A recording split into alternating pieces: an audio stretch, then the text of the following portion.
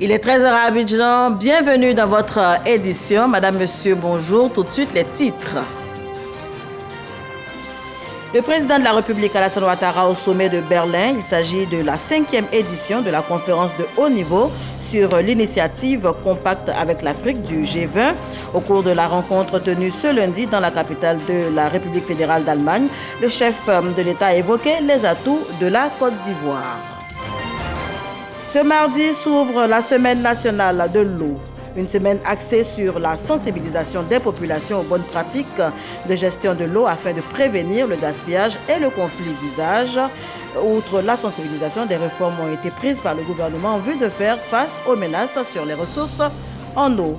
Et puis ce drame au Libéria, à la fin d'un processus électoral pourtant salué à l'unanimité, hier 20 novembre au soir, une voiture a foncé dans la foule à Monrovia, une foule de partisans de Joseph Boakem, que la commission électorale venait tout juste de donner comme définitivement élu à la tête du pays. Bilan 3 morts et une vingtaine de blessés.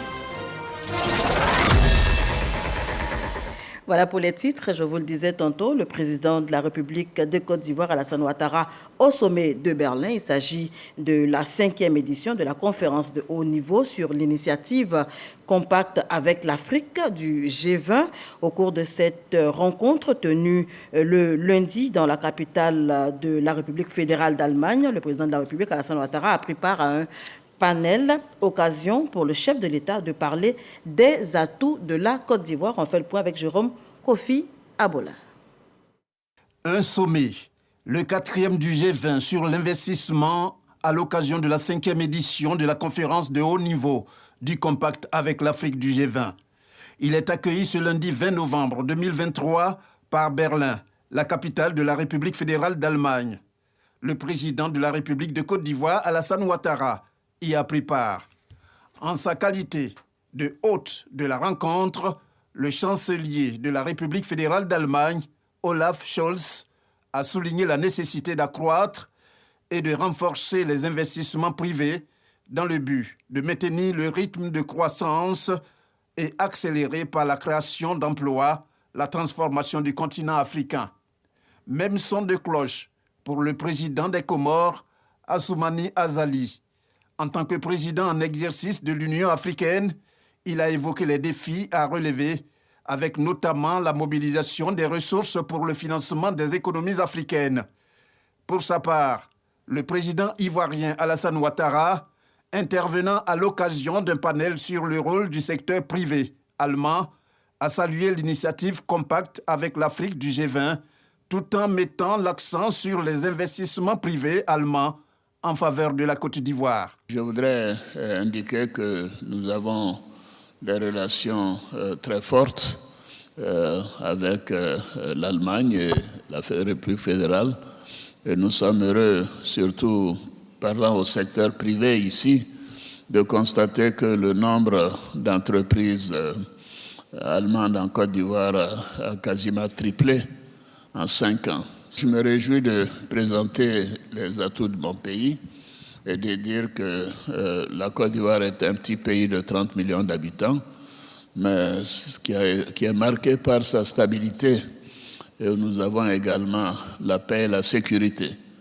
Bon, dans ce monde où la question sécuritaire est difficile, je crois que c'est un environnement où les investisseurs peuvent se sentir totalement en sécurité, le pays est en paix, et dire que c'est un pays aussi qui respecte les droits des personnes, les droits des entreprises, et ceci est très important pour les investisseurs privés. Nous avons été félicités par les investisseurs en ce qui concerne la notation de notre pays, qui montre que c'est l'un des rares pays. Je crois que maintenant, avec le Maroc qui a une notation positive au niveau des marchés internationaux. Ceci s'explique par le cadre macroéconomique qui a été stable, une très bonne performance, un taux de croissance d'environ 7% par an depuis 2012, avec des investissements sociaux importants, notamment dans le domaine de l'énergie. le domaine de l'énergie, parce qu'évidemment, les industries ont besoin d'énergie, pas seulement les consommateurs, les citoyens. À donner un exemple, nous avions un taux de production d'électricité de 40% en 2011. Aujourd'hui, nous sommes quasiment à 98%. Tous les villages de plus de 500 habitants ont de l'électricité.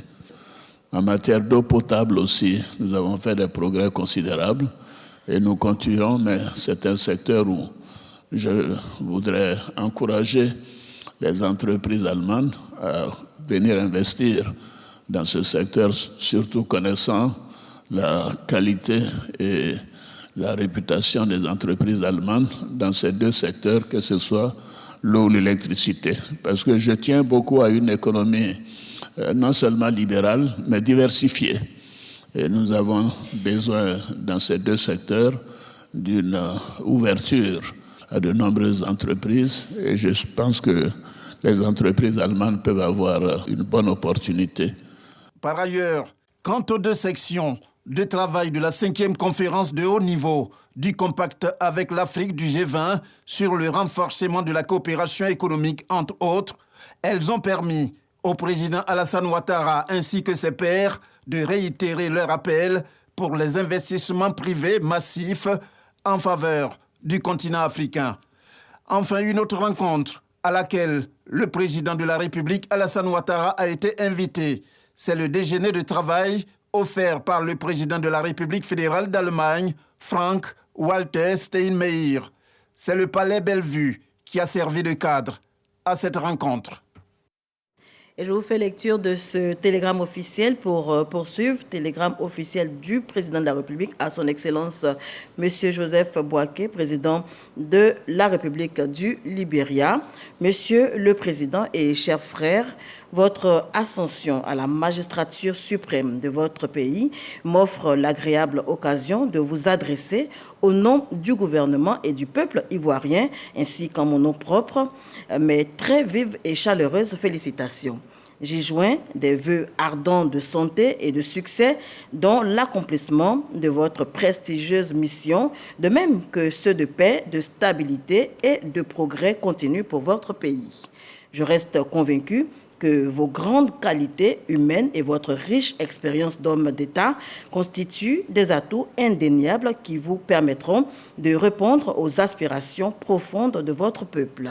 Pour ma part, je voudrais saisir cette occasion pour vous assurer de ma ferme détermination à œuvrer de concert avec votre Excellence au renforcement et à la diversification des liens historiques d'amitié, de fraternité et de coopération qui unissent si heureusement nos deux pays. Très haute et fraternelle considération, c'est signé Alassane Ouattara, président de la République de Côte d'Ivoire. 45 jours pour achever les travaux. Ce sont les consignes laissées le 26 octobre dernier par le Premier ministre aux entreprises en charge de réaliser les travaux de construction de la voie de contournement d'Abidjan dénommée la Y4. Eh bien, ce lundi, hier donc, le ministre de l'Équipement et de l'Entretien routier est allé s'imprégner de l'état d'avancement des travaux, 78% de taux d'avancement à ce jour. Au vu donc de la cadence des travaux, eh bien, Amédée Kouakou a annoncé l'ouverture probable de l'ouvrage à la circulation vers la mi-décembre. C'est ce que nous dit Mahama Traoré. Par endroits, les engins s'attellent à coucher le bitume. Plus loin, la chaussée est déjà praticable, sauf quelques points critiques encore à traiter pour faire de la Y4, voie de contournement d'Abidjan, l'ouvrage tant attendu.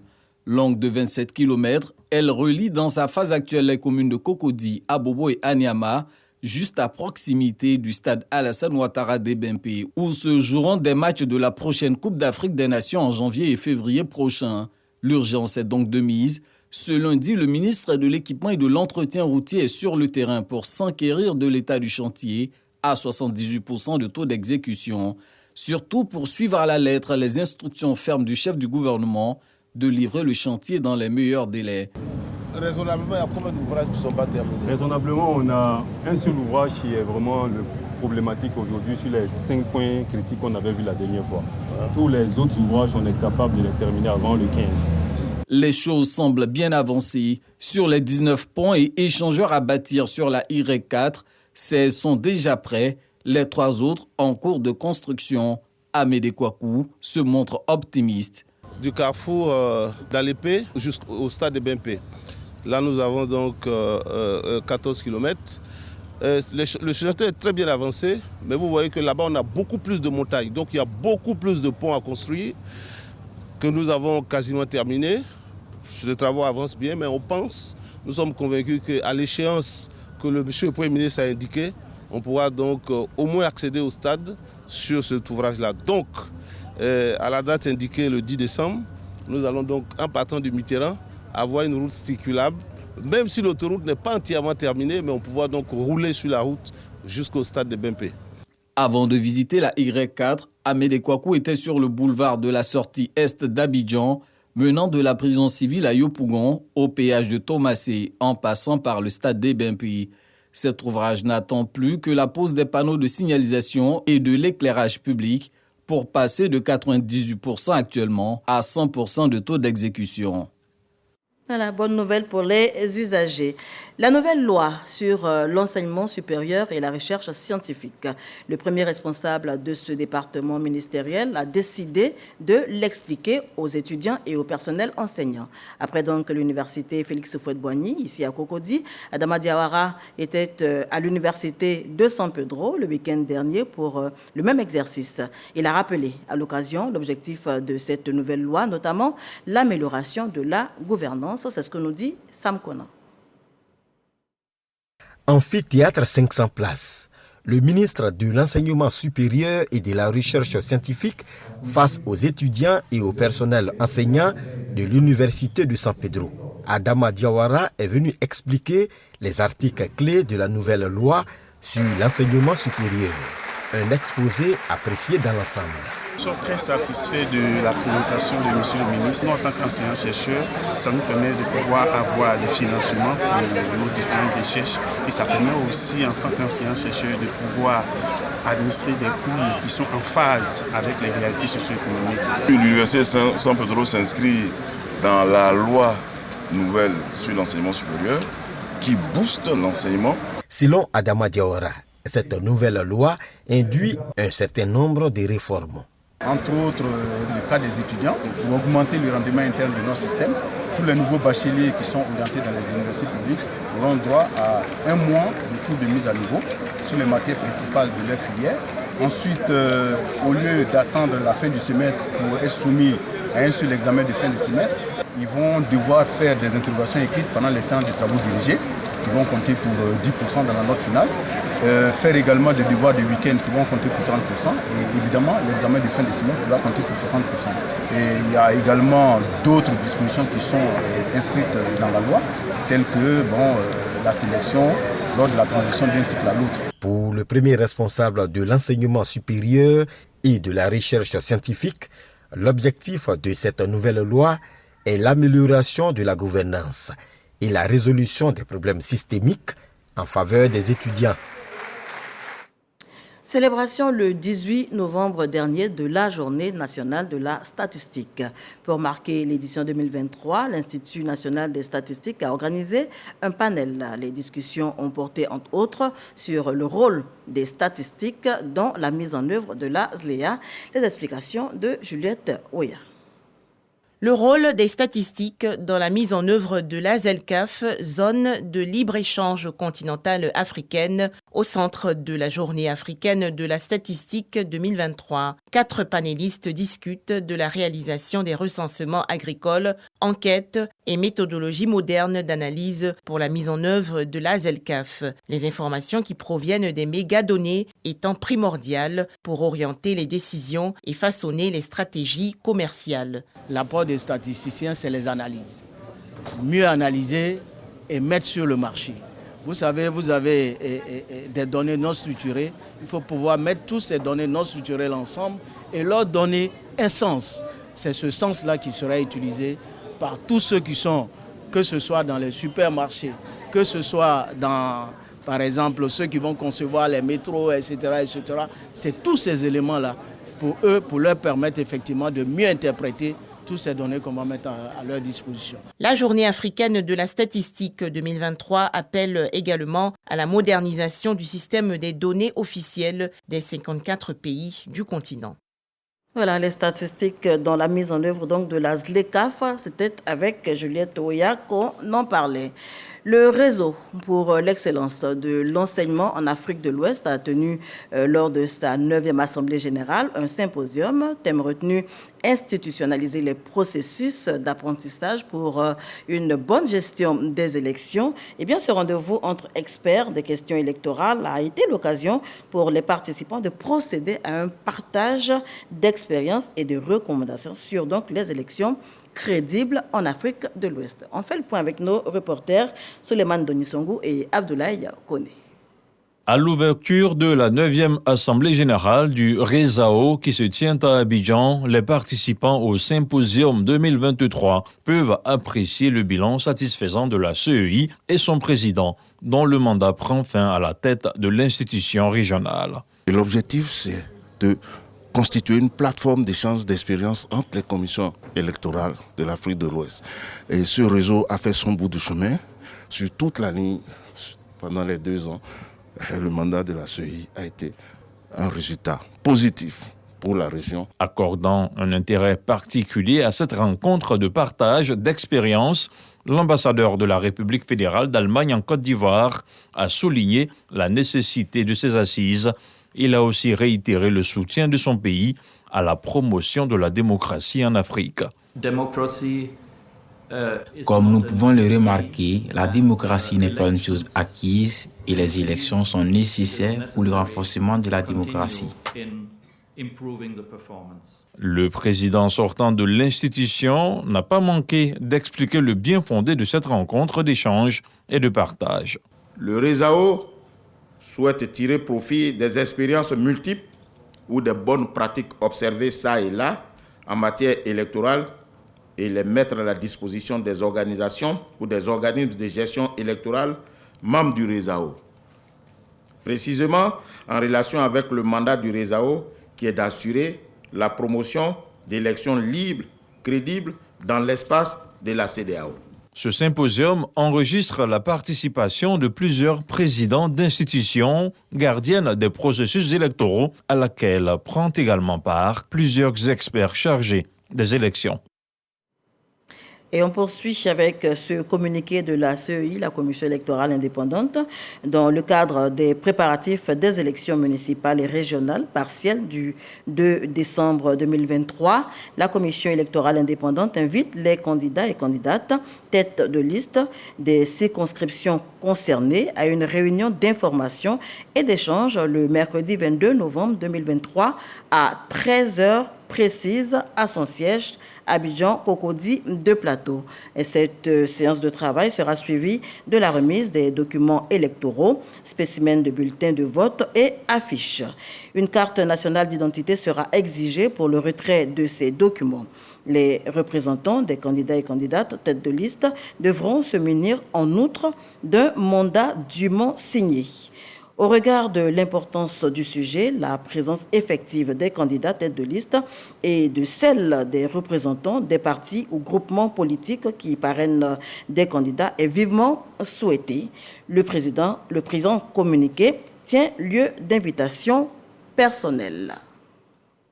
Ce mardi, je vous le disais en titre, s'ouvre la Semaine nationale de l'eau, une semaine axée sur la sensibilisation des populations aux bonnes pratiques de gestion de l'eau afin de prévenir le gaspillage et le conflit d'usage. Outre la sensibilisation, des réformes ont été prises par le gouvernement en vue de faire face aux menaces sur les ressources en eau.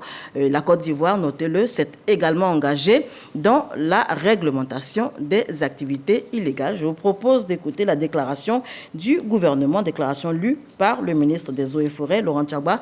Il est au micro de Oulaï Frédéric et de Didier Nguessan. L'eau, une ressource de plus en plus rare. Près d'un quart de la population mondiale se trouve en situation de stress hydrique. En plus de la sécheresse, s'ajoutent des activités humaines qui viennent réduire les ressources en eau. La semaine de l'eau qui s'ouvre ce 21 novembre est le lieu de renforcer la prise de conscience sur l'importance de l'eau pour garantir la sécurité et le bien-être des populations. Fort heureusement, la question de l'eau occupe une place de choix dans les actions gouvernementales. Ainsi, grâce aux efforts constants du gouvernement, sous l'égide de son Excellence M. Alassane Ouattara, président de la République, la réforme du secteur de l'eau a été initiée à travers la révision de la loi portant code de l'eau pour répondre efficacement aux nouveaux défis de la protection et de la gestion des ressources en eau. Les réflexions vont porter sur la gestion des ressources en eau face aux défis du changement climatique et de la pollution par l'exploitation minière illégale. En Côte d'Ivoire, le gouvernement marque son adhésion à la Convention des Nations Unies pour la protection de l'eau. La Côte d'Ivoire est engagée dans la réforme du secteur de l'eau pour la satisfaction des besoins en eau pour tous les usages. Elle a besoin de tous ses concitoyens pour l'accompagner dans cette tâche difficile mais utile pour les générations présentes et futures. Aussi avons-nous le devoir de travailler en synergie pour garantir l'accès de l'eau pour tous les usages et renforcer nos actions dans l'opérationnalisation de la gestion intégrée des ressources en eau par l'amélioration des connaissances sur les eaux et leur exploitation. L'accès à l'eau salubre, saine et sans risque pour la santé mobilise l'engagement de la communauté internationale. On poursuit avec cette déclaration du gouvernement également relative à la semaine mondiale de lutte contre la résistance antimicrobienne. 7 jours d'activité de sensibilisation aux dangers que représentent les antibiotiques pour l'homme, les animaux et les plantes, également l'environnement, quand ils sont mal ou surutilisés. Victorine Yaoyobo nous explique tout cela.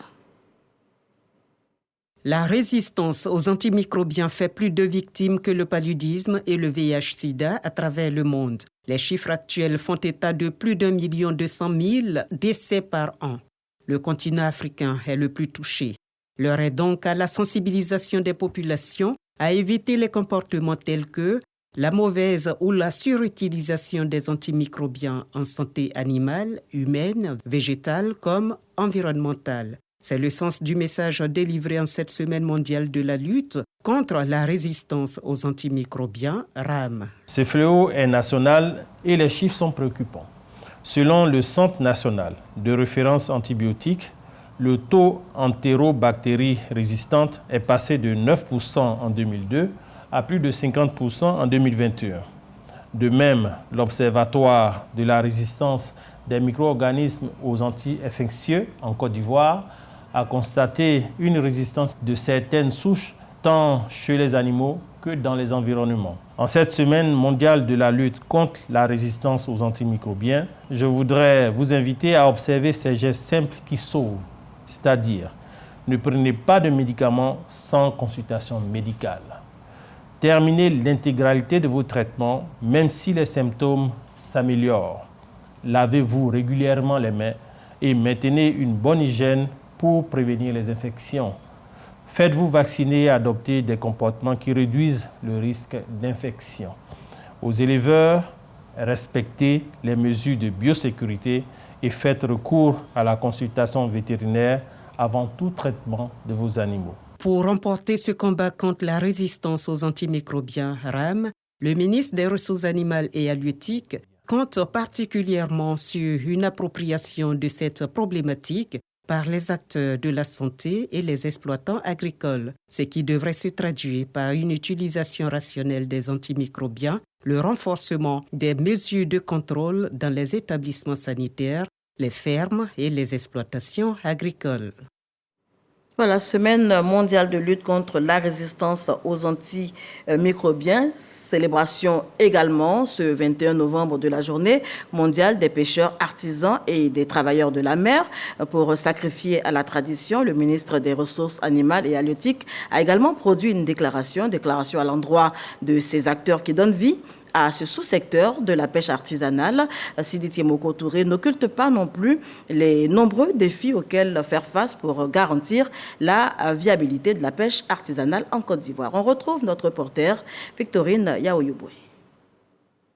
En Côte d'Ivoire, la pêche artisanale contribue à plus de 60% de la production halieutique nationale et génère au moins 500 000 emplois. Le gouvernement, à travers le ministère des Ressources animales et halieutiques, saisit chaque 21 novembre, date de la Journée mondiale des pêcheurs artisans et des travailleurs de la mer, pour saluer le rapport inestimable à l'économie nationale et à la sécurité alimentaire. Le ministre Sidi Touré reconnaît toutefois les problèmes qui minent le sous-secteur de la pêche artisanale en Côte d'Ivoire. Ces problèmes, comme les changements climatiques, le déséquilibre de la biodiversité, le développement du tourisme, l'exploitation pétrolière, les industries polluantes, la pêche illicite, non déclarée et non réglementée dite pêche INN, la surexploitation et l'acidification des océans impactent négativement les activités des pêcheurs artisans et menacent leurs moyens d'existence. Malgré la diversité des menaces, le gouvernement réaffirme son engagement à soutenir la pêche artisanale et les initiatives ne manquent pas. Face à ce contexte, le gouvernement ivoirien a adopté la politique nationale de développement de l'élevage, de la pêche et de l'aquaculture, dont la stratégie nationale de gestion durable des pêches concourt à accroître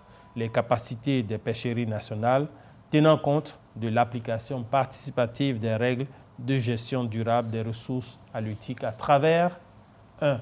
La réduction des pertes post-capture par la construction de points de débarquement aménagés, l'organisation de la filière avec la mise en place de l'interprofession pêche, le renforcement de la sécurité en mer des pêcheurs à travers l'immatriculation et l'installation de balises satellitaires à bord des embarcations, et enfin, la préservation de la biodiversité par l'instauration d'une période de repos biologique. Ces actions conjuguées du gouvernement permettront à terme de mieux assurer la sécurité des pêcheurs en mer, de rendre leur travail moins pénible et de tirer un meilleur profit de leur activité, tout en travaillant à l'optimisation et au renouvellement des stocks halieutiques. Et on évoque justement le lancement du stage de formation des agents de la Direction générale des affaires maritimes, formation à l'initiative de l'Institut de sécurité maritime interrégionale et qui porte sur l'inspection des pêches. Il était question donc de renforcer les capacités des agents en vue de lutter efficacement contre la pêche illicite. On voit cela avec Michel Quadio et Léon Brou. La pêche illicite ou pêche INN, encore appelée pêche non déclarée et non réglementée, représente à l'échelle mondiale une perte annuelle de plus d'1,3 milliard de dollars américains. En Côte d'Ivoire, la pêche INN constitue l'un des principaux freins à la gestion durable des pêches. La pêche est confrontée à des menaces, ce qu'on appelle la pêche illégale. Aujourd'hui qui sévit non seulement dans notre pays, sur les côtes de notre pays, mais sur les côtes de l'Afrique et c'est devenu même un phénomène mondial. Donc comment on lutte contre cette activité qui est la pêche illégale? Donc l'Académie, avec l'ISMI, l'Institut de sécurité maritime internationale et interrégionale, a décidé de mettre en place un ensemble de formations pour la lutte contre la pêche INN. Pour lever ces obstacles à la gestion durable des pêches, 25 agents maritimes de retour à l'Institut de sécurité maritime interrégionale. Ils ont 5 jours pour renforcer leurs capacités sur le thème général de l'inspection des pêches. Avec les experts ivoiriens et guinéens, ces auditeurs vont aborder, entre autres, la conduite de l'inspection de la pêche, les techniques de pêche. Le premier module, c'est le cadre juridique, l'arsenal juridique, parce que si tu as inspection de pêche, il faut savoir qu'est-ce qu'il faut, quels sont les codes, quelles sont les conventions qui s'occupent l'inspection de pêche. Après ça, il faut savoir quels sont les navires qui sont destinés à pratiquer la pêche, les descriptions des navires de pêche, après les différents types de techniques de pêche. Nous sommes très ravis de participer à cette formation. À l'issue de cette formation, c'est la connaissance, la maîtrise même du contrôle de pêche. Suivront cette formation 2 stages respectivement sur la lutte contre le narcotrafic et la nautique des transporteurs artisanaux. Les épreuves écrites de certification du diplôme d'État ont été lancées il y a maintenant quelques heures à l'INFAS, ici même à Cocody. Plus de 6000 étudiants composent sur l'ensemble du territoire national. C'est le directeur des ressources humaines du ministère de la Santé qui a procédé au lancement des épreuves. C'était en présence de Godefroy Okombawa. Après 3 ans d'apprentissage de base, à l'Institut national de formation des agents de santé, ces étudiants composent pour la certification au diplôme d'État. C'est un examen qui sanctionne 3 années de formation à l'INFAS, que ce soit au niveau des sages-femmes, que ce soit au niveau des infirmiers diplômés d'État, que des techniciens. Et à l'issue de cette étape, ces étudiants seront mis à l'épreuve pratique, où ils iront examiner des malades. Et là encore, ils seront évalués. Et à l'issue de cette évaluation, leur diplôme leur sera accordé et délivré. Et à partir de là, ils pourront intégrer le concours de la fonction publique pour être recrutés comme fonctionnaires. La tutelle invite surtout ces futurs agents de santé à faire preuve de rigueur et de discipline. Avec la réforme du système sanitaire, nous avons besoin de personnel qualifié, compétent et prêt à servir partout sur l'étendue du territoire. Qu'ils donnent le meilleur d'eux-mêmes et qu'ils sachent que la nation compte sur eux. Ils sont plus de 6000 à composer sur l'ensemble du territoire national. On poursuit en images pour terminer avec ce drame au Libéria à la fin d'un processus électoral pourtant salué à l'unanimité. Hier, 20 novembre, au soir, une voiture a foncé dans la foule à Monrovia, une foule de partisans de Joseph Boakai que la commission électorale venait tout juste de donner comme définitivement élu à la tête du pays. Bilan, 3 morts et une vingtaine de blessés graves selon le parti de l'Unité. Voilà qui met un terme à ce journal. Merci de l'avoir suivi. Je vous retrouve demain, 13h.